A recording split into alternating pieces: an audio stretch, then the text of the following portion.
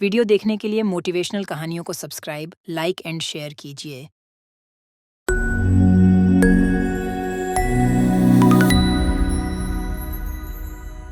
एक गांव में सुरेश नाम का एक आलसी आदमी रहता था, जो कि कम मेहनत करके ज्यादा पैसे कमाना चाहता था। तुम्हारे लालच की वजह से हमारा सब कुछ बिक गया और हमें इस छोटे से घर में आकर रहना पड़ रहा है। जल्दी से कोई अच्छा सा काम ढूंढ लो, जिससे कम से कम हम अपना जीवन यापन तो ठीक से कर सकें। अरे, तुम चिंता क्यों करती हो? इस बार मैं कोई ऐसा काम करूंगा जिससे हमारे पास जल्द से जल्द बहुत सारे पैसे आ जाएं। अरे, चिंता कैसे ना करूं? तुम्हारे जल्द से जल्द पैसे कमाने के चक्कर में हमारा सब कुछ बिक गया। पर इस बार तुम ऐसा क्या सोच रहे हो जो तुम जल्द से जल्द बिना मेहनत से पैसे कमा लोगे? वो तो मैंने अभी तक सोचा ही नहीं, पर तुम देखना, एक दिन हमारे पास सब कुछ होगा। पैसा, बंगला, गाड़ी, सब कुछ।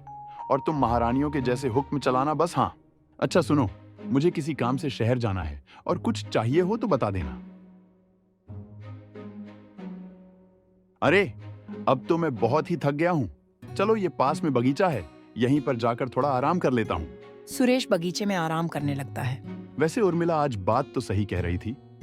मुझे कोई ना कोई काम तो ढूंढना ही होगा, पर ऐसा कौन सा काम करूं जिससे बहुत सारा मुनाफा हो? अरे, ये क्या आम, क्यों ना मैं फलों का व्यापार करूं। हाँ, मैं अपना एक फलों का बगीचा लगाऊंगा।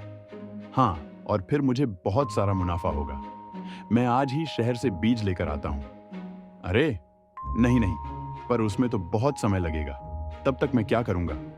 और अगर मैं मंडी से फल खरीद कर भी बेचूं, तब भी मुझे ज्यादा मुनाफा नहीं होगा और मेहनत भी बहुत लगेगी। हाँ, तब तो मुझे कुछ और ही सोचना होगा। और इतनी मेहनत ना बाबा ना, मैं नहीं कर सकता। मुझे कुछ और ही सोचना होगा। पर अभी तो मैं इस बगीचे से फल लेकर जाता हूँ। उर्मिला और बच्चे खुश हो जाएंगे। अरे उर्मिला, देखो मैं तुम्हारे लिए क्या लेकर आया हूँ। अरे वाह पिताजी, आप मेरे लिए इतने सारे फल लेकर आए हो। रात में सुरेश पलंग पर लेटा होता है, तभी उसे एक तरकीब सूझती। क्यों ना मैं सभी पेड़ों पर से फल तोड़कर बेचना शुरू करूं? और वैसे भी एक पेड़ पर इतने सारे फल होते हैं, मैं तो तोड़ भी लूंगा तो किसे पता चलेगा। हाँ, मैं कल से ही ये काम शुरू करूंगा। अरे उर्मिला, मैं आज से एक नया काम शुरू करने जा रहा हूँ। जाओ, मेरे लिए दही शक्कर तो लेकर आओ। हाँ, वो सब तो ठीक है, पर तुम ऐसा कौन सा काम करोगे?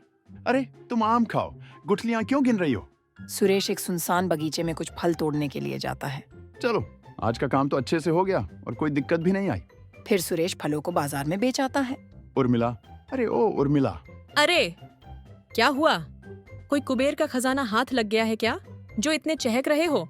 खजाना ही हाथ लगा है, समझ ले। तू बोल रही थी ना कि घर का खर्चा बहुत मुश्किल से चलता है। ले पैसे और तुझे जो चाहिए ले लेना है। इतने सारे पैसे कहाँ से लेकर आए आप? कहीं चोरी तो नहीं की ना आपने, या किसी की जेब काटी या खून? बोलो, कहाँ डाका मार कर आए हो? अजीब बीवी है मेरी।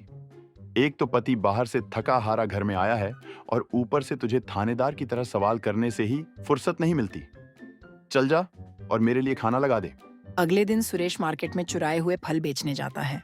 अरे भाई, सुनो जरा, ये सारी फलों की पेटियां बेचनी है, जरा सही से भाव लगा दो।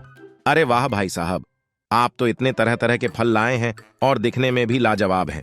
इनके तो आपको अच्छे खासे दाम मिल जाएंगे। लगता है कहीं के बहुत बड़े व्यापारी हों। फिर दुकानदार सुरेश की सारी फलों की पेटियां ले लेता है और उसे फलों के बदले अच्छे खासे पैसे दे देता है।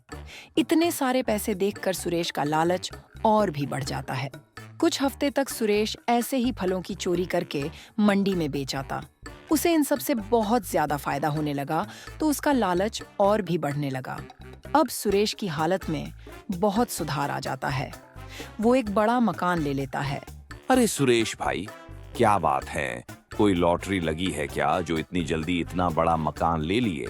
हाँ भाई, बस यही समझ लो कि लॉटरी ही लगी है मेरी।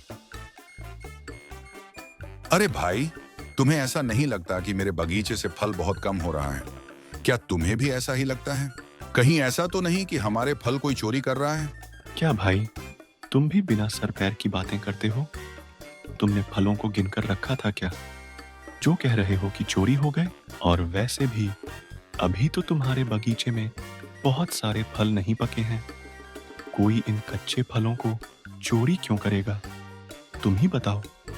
ये तो खाने में भी बेस्वाद ही लगेंगे। अगली सुबह सुरेश फिर चुराए हुए फलों को मंडी में जाकर बेचने जाता है।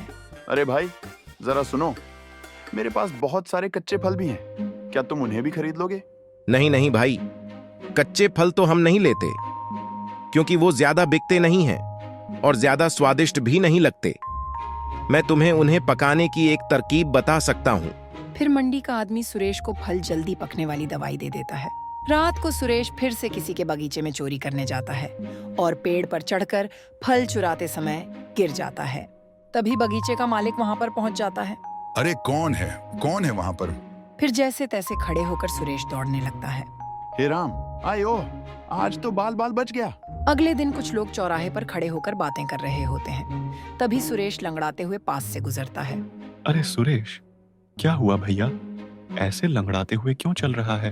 अरे कुछ नहीं भाई, वो कल चलते चलते पैर फिसल गया था तो लग गई।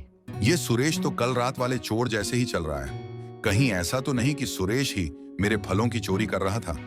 पर अगर मैं ऐसे ही कहूंगा तो कोई भी मेरी बात पर विश्वास नहीं करेगा और सुरेश भी कोई ना कोई बहाना बना देगा। मुझे इससे रंगे हाथों पकड़ना होगा। मुझे कुछ ना कुछ तो सोचना ही होगा। रात को सुरेश फिर से रत्न के बगीचे में चोरी करने के लिए पहुंच जाता है।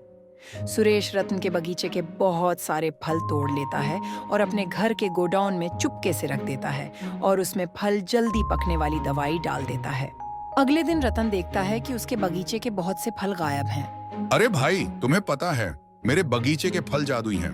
क्या क्या बात कर रहे हैं रतन भाई, सच में? हाँ, सच में। देख, मैं रोज अपने फल धूप में रख देता हूँ तो ये सोने के हो जाते हैं। ये बात सुरेश तक भी पहुंच जाती है। अरे मैं ऐसे ही मंडी में जाकर इन फलों को बेच देता था। हे भगवान, अगर मुझे जरा भी इसके बारे में पता होता तो मैं हर रोज इन फलों को धूप में रख देता। चलो कोई बात नहीं, अभी मेरे पास बहुत सारे फल हैं, मैं इन्हें धूप में रख देता हूँ। मेरी तो चांदी ही चांदी है। अरे नहीं, चांदी नहीं, सोना ही सोना है। तभी वहां रतन पुलिस को लेकर आ जाता है। इंस्पेक्टर साहब, गिरफ्तार कर लीजिए इस चोर को। इसकी वजह से मेरा और इन गांव वालों का बहुत सारा नुकसान हुआ है। अरे क्या बात कर रहे हो तुम? अरे तुम मुझ पर ऐसे चोरी का इल्जाम नहीं लगा सकते। और तुम्हारे पास क्या सबूत है कि ये फल तुम्हारे हैं? मुझे पता था कि तुम अपना गुनाह कबूल नहीं करोगे, इसलिए मैंने सारे फलों पर यह निशान बना दिया था।